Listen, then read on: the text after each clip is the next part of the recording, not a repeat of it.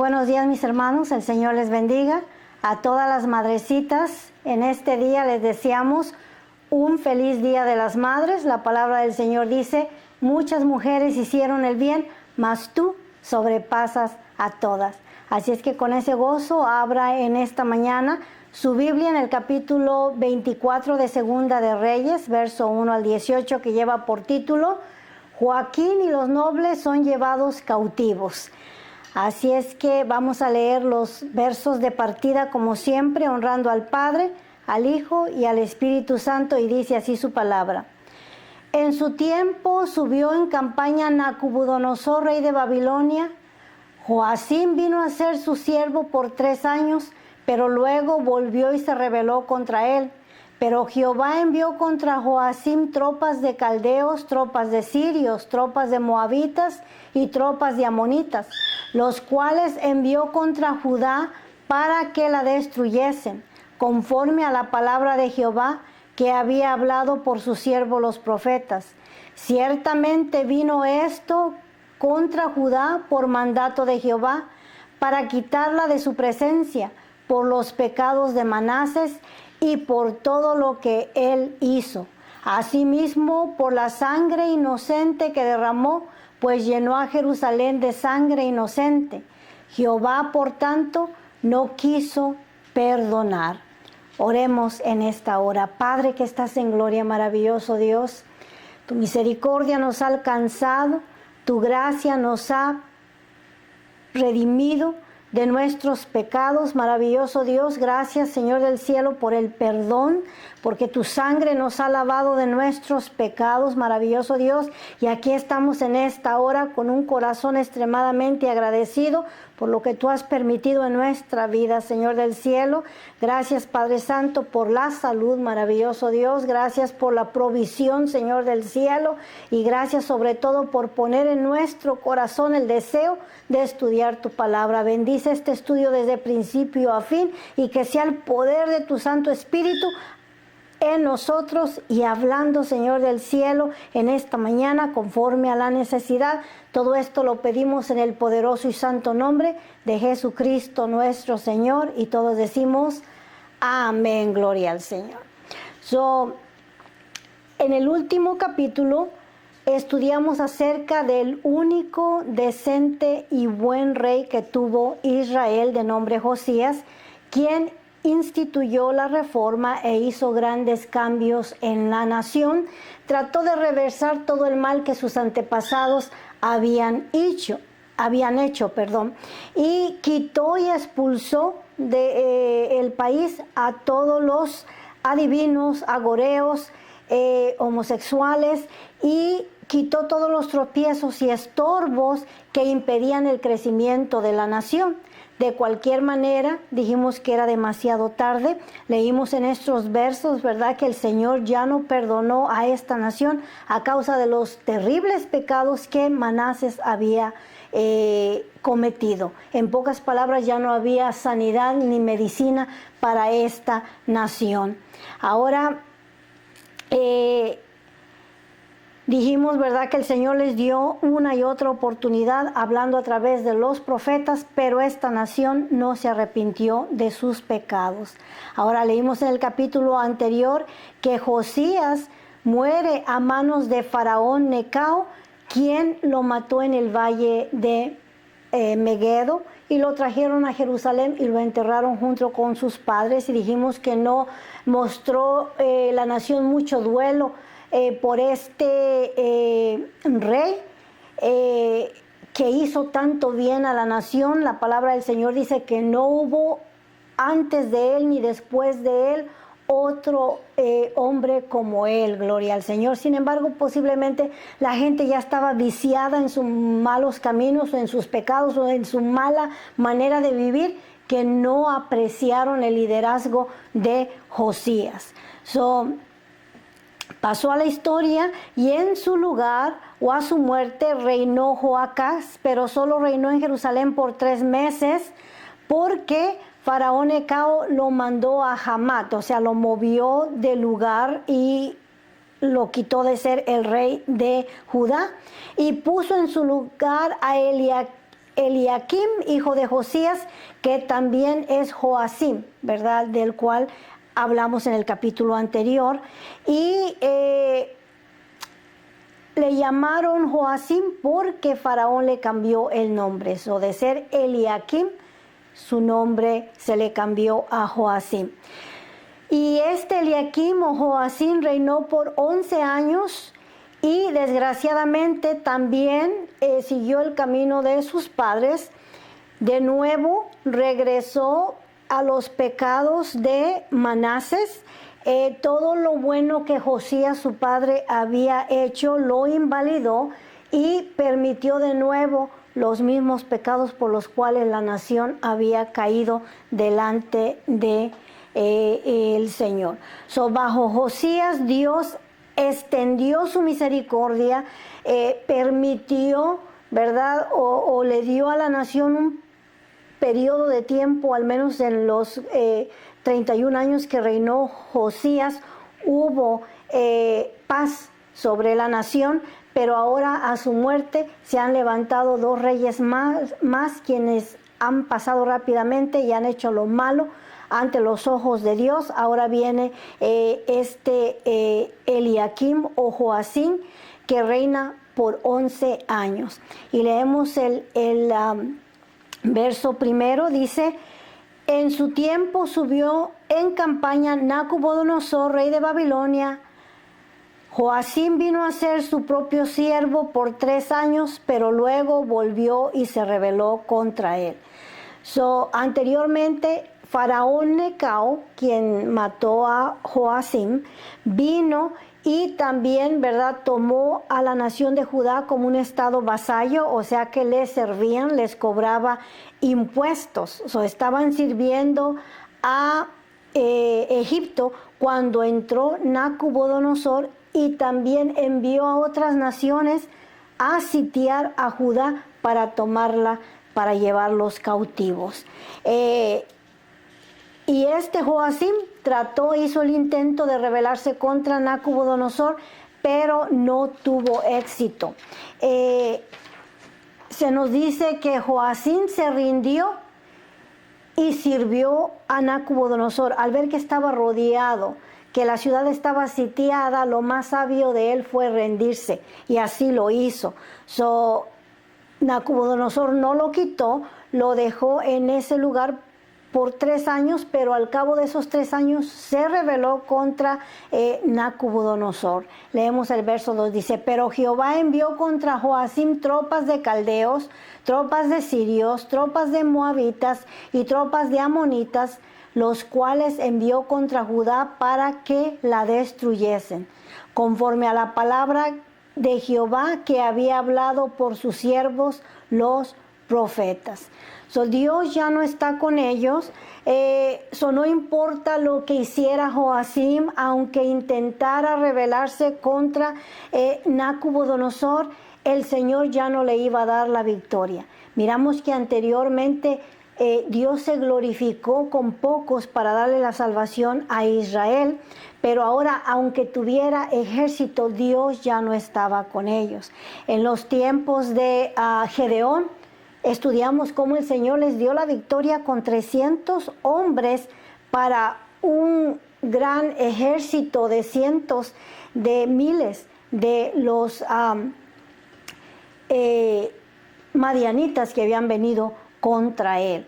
Dios podía haberles dado la victoria contra Babilonia con pocos, pero ya era un designio de Dios que fueran llevados a cautiverio a causa de sus pecados. Anteriormente también miramos que a través de Jonathan, un solo hombre, Dios le dio la victoria a Israel de sus enemigos. Dios podía haberles dado la victoria, mas Dios ya no estaba con ellos a causa de sus graves pecados que habían cometido. Ahora, estas naciones que vinieron a sitiar a Jerusalén o a las tribus de Judá eran estados vasallos que también Babilonia los había tomado y ahora servían a Babilonia. Babilonia estaba teniendo sus propios problemas internos y también estaba luchando con otras naciones vecinas. Por tanto, envió a estas tropas de los moabitas, de los sirios, de los amonitas y algunos caldeos para sitiar la ciudad de Jerusalén. Dice el verso 3, ciertamente vino esto contra Judá por mandato de Jehová, para quitarla de su presencia por los pecados de Manases y por todo lo que él hizo, asimismo por la sangre inocente que derramó, pues llenó a Jerusalén de sangre inocente. Jehová, por tanto, no quiso perdonar. Una y otra vez, ¿verdad? Hemos escuchado acerca de los pecados en los cuales Judá se encontraba enredado y cometió el mismo pecado que Manases, sacrificando a sangre inocente, a niños que sacrificaban a Moloc, pero no obstante mató a tanto niños, sino que también vino contra los siervos de Dios, contra los profetas que le profetizaban el fin de la nación si no había arrepentimiento.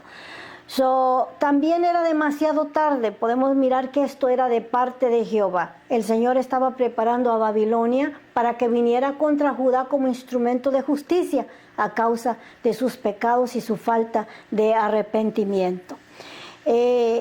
Ahora, en esos tiempos también había un profeta de nombre Urías. El Señor no solamente levantó a Jeremías para predicarle a esta nación durante el reinado de Joacim y 4 reyes, él sirve, sino que también había otro profeta de nombre Urías, el cual es mencionado en el libro de Jeremías. Si usted va conmigo a Jeremías 26, capítulo 20, leemos ahí que dice, hubo también un hombre que profetizaba en nombre de Jehová, Urías, hijo de Semaías, de Kiriat Jearim, el cual profetizó contra esta ciudad y contra esta tierra, conforme a todas las palabras de Jeremías. Y oyeron sus palabras el rey Joacim, y todos sus grandes y todos sus príncipes, y el rey procuró matarle. Entendiendo lo cual, Urías tuvo temor y huyó a Egipto. Y el rey Joacim envió hombres a Egipto, a Elnatán, hijo de Acbor, y otros hombres con él a Egipto, los cuales sacaron a Urías de Egipto y lo trajeron al rey Joacim, el cual lo mató a espada y echó su cuerpo en los sepulcros del vulgo. Miramos, ¿verdad?, que leímos los versos 3 y el verso 4, que Dios trajo este juicio a causa de que Joacim mató sangre inocente, y como le dije, unos fueron los infantes que sacrificaron a Moloc y otros fueron los siervos de Dios que mandó matar. También quiso matar a Jeremías y a Baruch, pero los escondieron para que no los matara. Verso 24 del mismo capítulo 26 de Jeremías dice, pero la mano de Ahicam, hijo de Safán, estaba a favor de Jeremías para que no lo entregasen en las manos del pueblo para matarlo. ¿Y por qué querían matar a Jeremías? Porque Jeremías les estaba predicando lo que Dios le estaba dictando. Él les estaba diciendo, Dios dice que se arrepientan para que no perezcan en manos de los caldeos, y eso lo interpretaron como una traición de parte de Jeremías, y el rey quería matarlo. Ahora, Jeremías recibió una palabra de parte de Dios y le dijo a su escriba Baruch que tomara nota de lo que él le iba a estar dictando, ¿verdad? Dios estaba hablando. Ahora, Dios le dio a Jeremías una palabra muy fuerte para Judá. Y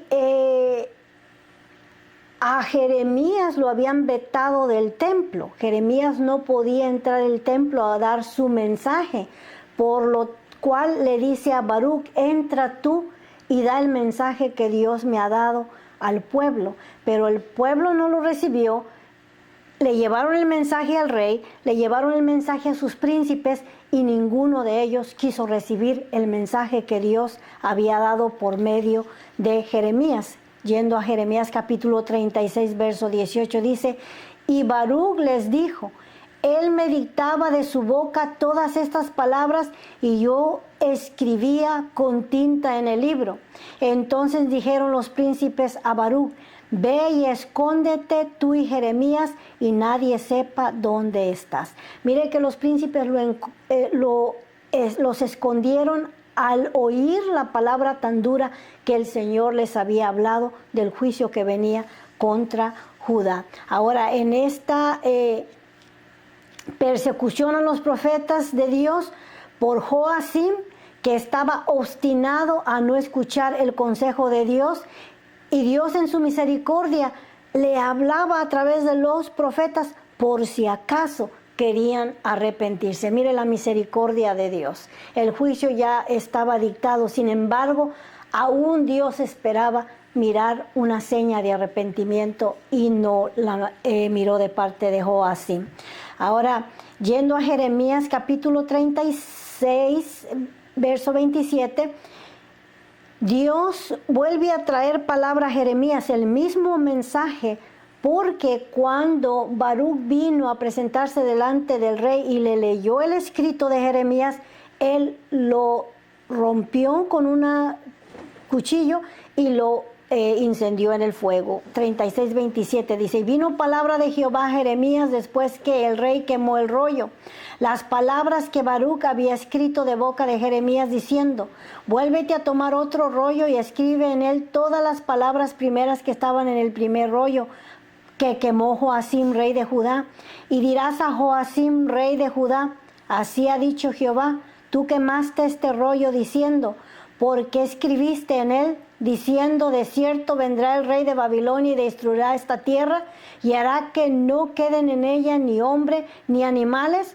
Por tanto, así ha dicho Jehová acerca de Joacim, rey de Judá: no tendrá quien se siente sobre el trono de David, y su cuerpo será echado al calor del día y al hielo de la noche, y castigaré su maldad en él y en su descendencia y en sus siervos, y traeré sobre ellos y sobre los moradores de Jerusalén y sobre los varones de Judá todo el mal que les he anunciado, y no escucharon. En sí este Joacim hizo mucho mal. El Señor le contó este pecado de haber derramado sangre inocente, sangre sacrificada a los ídolos y sangre de los grandes hombres de Dios que mató y que algunos intentó matar, como Jeremías y Baruc. Ahora, los demás hechos de Joacim y todo lo que hizo no está escrito en el libro de las crónicas de los reyes de Judá. Y durmió Joacim con sus padres y reinó en su lugar Joaquín su hijo. Y nunca más el rey de Egipto salió de su tierra, porque el rey de Babilonia le tomó todo lo que era suyo, desde el río de Egipto hasta el río Éufrates. Anteriormente, Jerusalén había sido tomada por el faraón Necao de Egipto, pero ahora era Babilonia la que estaba tomando control de todas las naciones circunvecinas. Miramos que ya tomó a los moabitas, a los amonitas, gloria al Señor, los que vinieron a sitiar la ciudad, parte de ellos eran caldeos, y todos ellos le sirven ahora a Babilonia.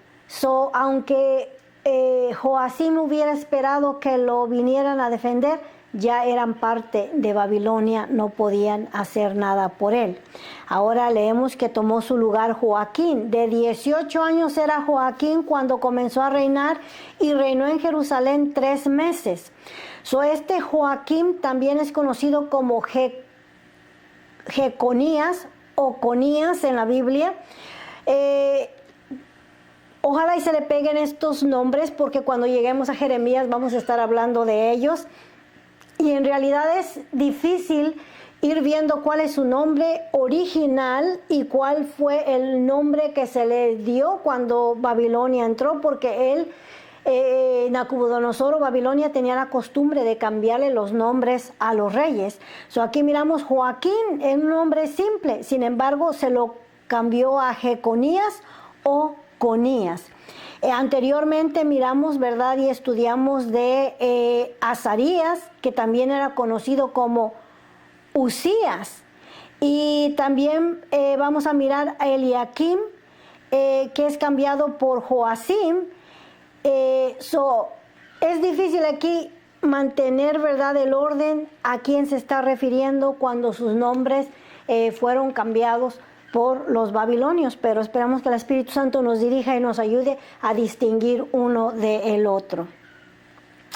El nombre de su madre fue Nehushta, hija de El-Hatán de Jerusalén, e hizo lo malo ante los ojos de Jehová conforme a todas las cosas que había hecho su padre.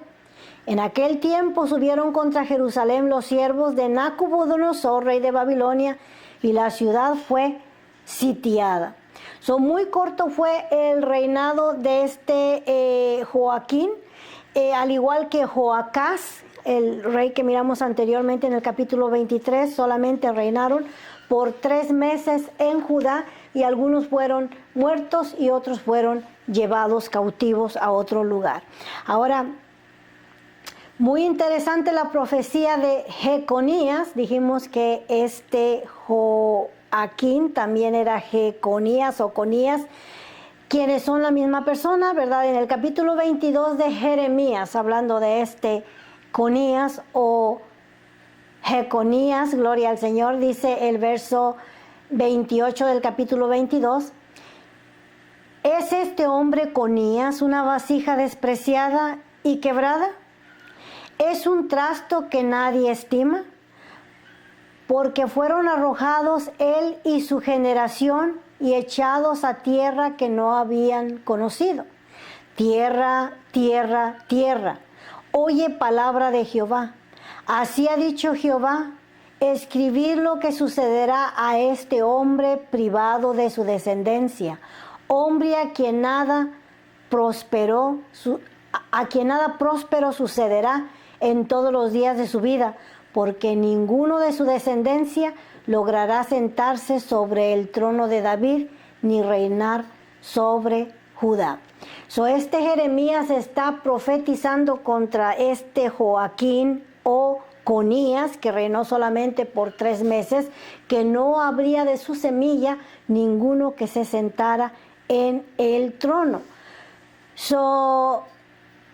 Este Joaquín o Conías, quien son la misma persona, no tendría hijo heredero al trono, y su madre, ¿verdad?, fue llevada también a Babilonia, y tomaron a su tío Matanías, quien fue puesto en el trono por Nabucodonosor. Él vino a reemplazar a su sobrino Conías o Jeconías, del cual Jeremías profetiza que no habría quien de él se sentara en el trono. Ahora, acerca de esta profecía, cuando venimos al Nuevo Testamento, tenemos 2 evangelios que nos dan la genealogía de nuestro Señor Jesucristo.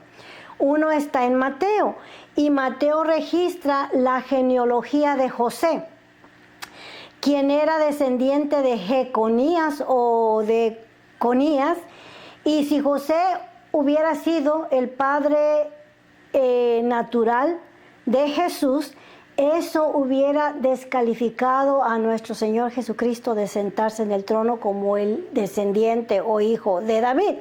Pero gracias a Dios, ¿verdad?, que el Espíritu Santo es ordenado y permitió que Lucas escribiera también su evangelio, y él pone la segunda genealogía, no de parte de José, sino de parte de María, que también era descendiente de David, el que se sentaría en el trono. Yendo a Mateo 11:11 dice, Josías engendró a Jeconías y a sus hermanos en el tiempo de la deportación de Babilonia. Ahí miramos que viene la línea de parte de David por el lado de Jeconías, pero la profecía decía que nadie de su semilla se iba a sentar en su trono. De hecho, lo brincó y reinó su tío. Y yendo al evangelio de Lucas encontramos, ¿verdad?, que la rama viene por el lado de María. Ahora, María, su semilla fue fertilizada por el Espíritu Santo, así es que siendo ella descendiente de David, da acceso a nuestro Señor Jesucristo a sentarse en el trono como el descendiente de David, y sabemos, ¿verdad?, que su nombre sería lo que dice Isaías capítulo 9, verso 6, porque un niño nos es nacido, hijo nos es dado, y el principado sobre su hombro, y se llamará su nombre admirable, consejero, Dios fuerte, Padre eterno, príncipe de paz. Lo dilatado de su imperio y la paz no tendrán límite sobre el trono de David y sobre su reino, disponiéndolo y confirmándolo en juicio y en justicia desde ahora y para siempre. El celo de Jehová de los ejércitos hará esto. Según los comentaristas, el Evangelio de Mateo documenta la genealogía de José, pero el Evangelio de Lucas documenta la genealogía de María, ¿verdad?, de donde viene el Mesías, gloria al Señor. O sea que también José viene de esa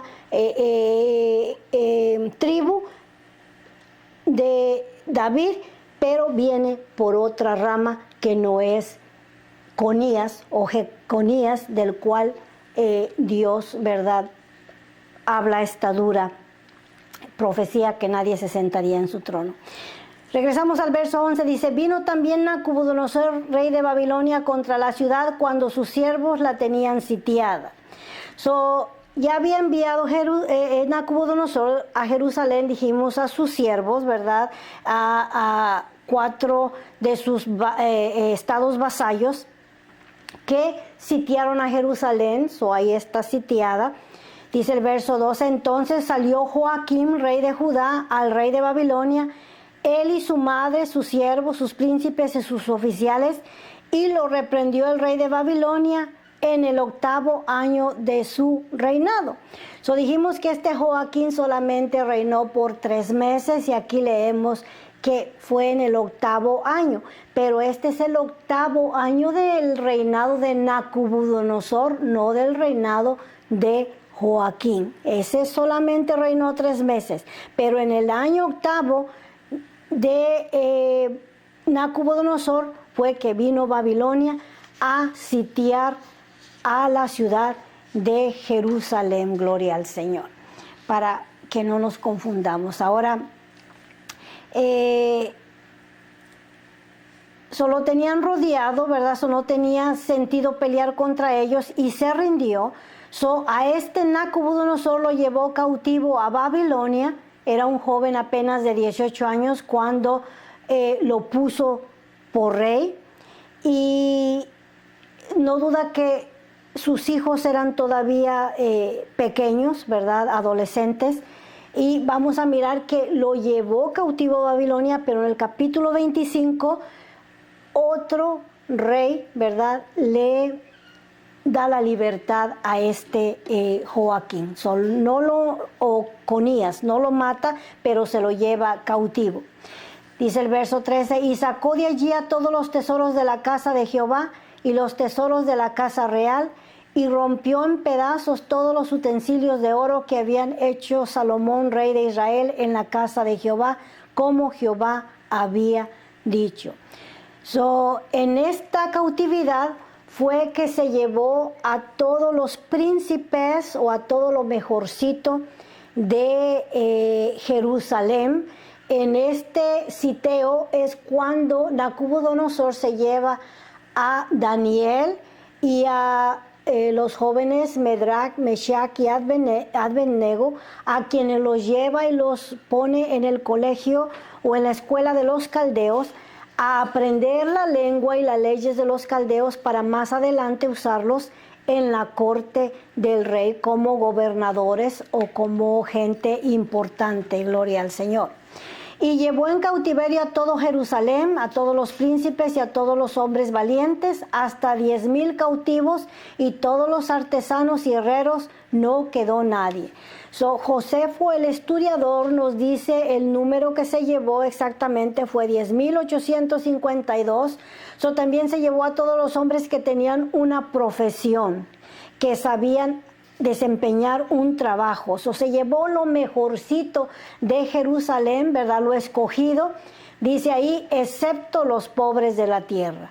Los pobres no tenían mucha educación o no tenían mucha importancia, por lo cual los dejó ahí en la tierra. Y dice el verso 15, asimismo llevó cautivos a Babilonia a Joaquim, a la madre del rey, a las mujeres del rey, a sus oficiales y a los poderosos de la tierra. Cautivo los llevó de Jerusalén a Babilonia, a todos los hombres de guerra, que fueron 7,000, y a los artesanos y herreros, que fueron 1,000, y a todos los valientes para hacer la guerra, llevó cautivo el rey de Babilonia. Y el rey de Babilonia puso por rey en lugar de Joaquín a Matanías, su tío, y le cambió el nombre por el de Sedequías. Dese cuenta, ¿verdad?, que no mantenían su nombre original, sino que era cambiado por el rey de Babilonia. Ahora vamos a mirar el reinado, bueno, en el capítulo 25 vamos a mirar el final de Jerusalén y el reinado de Sedequías, tío de Joaquín o Joconías, que se le cambió el nombre a Sedequías, Matanías a Sedequías. Dice el verso 18, de 21 años era Sedequías cuando comenzó a reinar, y reinó en lugar 11 años. El nombre de su madre fue Hamutal, hija de Jeremías de Libna, e hizo lo malo ante los ojos de Jehová, conforme a todo lo que había hecho Joacim. Vino pues la ira de Jehová contra Jerusalén y Judá, hasta que los echó de su presencia, y Sedequías se rebeló contra el rey de Babilonia. Sedequías fue hecho rey de una ciudad ya casi vacía. Su ejército era mínimo, fue llevado la mayoría a Babilonia, ya no tenía gente capaz, solamente se habían quedado los pobres de la tierra, y de estos fue a quien los hizo rey. Y la Biblia, ¿verdad?, leímos hace un momento, menciona que este mal le vino a Sedequías porque Dios, ¿verdad?, le había dado a esta nación una y otra oportunidad para volverse de sus pecados, pero la Biblia declara que no lo hicieron. Dice la palabra del Señor en Salmo 103:8, misericordioso y clemente es Jehová, lento para la ira y grande en misericordia. Trató de evitarles que fueran cautivos a Babilonia, pero no quisieron escuchar el consejo de Dios a través de sus profetas. Miramos que en ese tiempo Jeremías estaba profetizando junto con Urías, a quien mandó matar Joacim, y Baruch, el escriba, quien escribía la palabra que el Señor le daba a Jeremías. Gloria al Señor. Y una y otra vez les habló a través de los profetas que se volvieran de sus pecados, les recordó su pacto, vuélvanse de sus malos caminos. Dios les había prometido que si guardaban sus mandamientos, Dios los iba a mantener en esa buena tierra. Pero hemos visto que han quebrantado todas las leyes del Señor. Comenzaron por la idolatría y su tolerancia, el tolerarse sus pecados. Recordamos, ¿verdad?, que el primer rey de Israel, cuando se le dividió el reino a Roboam, gloria al Señor. El primer rey de las tribus del norte fue Jeroboam, quien instituyó la adoración a becerros de oro. Comenzó con la idolatría y eso fue escalando a pornografía, a sacrificios, y hechicería, a encantamiento, a astrología, a todo lo que cae bajo el ocultismo. La advertencia, gloria al Señor, y si podemos, ¿verdad?, aprender algo de todos estos capítulos que hemos estado viendo, los cuales se nos han repetido los mismos pecados. Cada rey que venía hacía lo malo delante de Dios y venía el otro y volvía a hacer lo malo ante los ojos de Dios. No vimos sino 3 reyes decentes, ¿verdad?, 2 más o menos decentes y un rey decente que guió a la nación a un estado de avivamiento. Sin embargo, se volvieron a sus malos caminos, no permanecieron en la oportunidad que Dios le dio. Dios es misericordioso, lento para la ira, grande en misericordia y se duele del castigo. Dios no quería verlos cautivos, sin embargo, no se apercibieron y ahora los vemos, ¿verdad?, siendo llevados al cautiverio. El reino del norte, Israel, cayó 100 años antes que el reino del sur. El reino del norte fue llevado cautivo por los asirios y los esparció por toda la tierra, mientras que Judá fue llevado por un solo rey a Babilonia. Ahora todavía quedan pobres en la tierra, aún todavía queda un rey de nombre Sedequías, el cual, ¿verdad?, quiere rebelarse contra Nabucodonosor, pero sabemos que ya no le va a resultar porque el fin está determinado para esta nación. Ahora vamos a orar para ser despedidos. Ahora me disculpa que estoy aquí sentadita. Tuve una operación en mi pie, pero aquí estamos, gloria al Señor. Tal vez yo esté presa ahorita en mi casa, pero la palabra de Dios no está presa. Como dijo Pablo, gloria al Señor, tiene que seguir, gloria al Señor, llegando a nuestros oídos y a nuestro corazón. Oremos. Padre que estás en gloria, maravilloso Dios, agradecemos en esta hora tu bondad y tu misericordia, Señor del cielo. Oramos por cada madre representada, Señor del cielo, por cada una, Señor amado, que toma bien abrir nuestra página, Señor del cielo, para escuchar tu palabra. Pedimos que tú la fortalezcas, Señor, que la bendigas y la sigas ayudando, Señor del cielo, para seguir siendo un ejemplo a sus hijos, Señor del cielo, a su esposo, maravilloso Dios. Gracias por la gracia que tú has puesto en cada uno de nosotros, Señor del cielo, y la fortaleza que viene de ti. También pedimos por tu pueblo, ahí donde se encuentra, Señor del cielo, mira sus necesidades, sean físicas, sean emocionales, sean espirituales. Súplele, Señor, conforme a tus riquezas en gloria. Pedimos que tu Santo Espíritu nos acompañe y nos recuerde tu palabra, Señor del cielo, para volver a recibir bendición a nuestras vidas. Todo esto te lo pedimos en el poderoso y santo nombre de Jesucristo nuestro Señor. Hermanos, que el Señor les bendiga, les regale otra excelente semana y que tengan un bendecido Día de las Madres.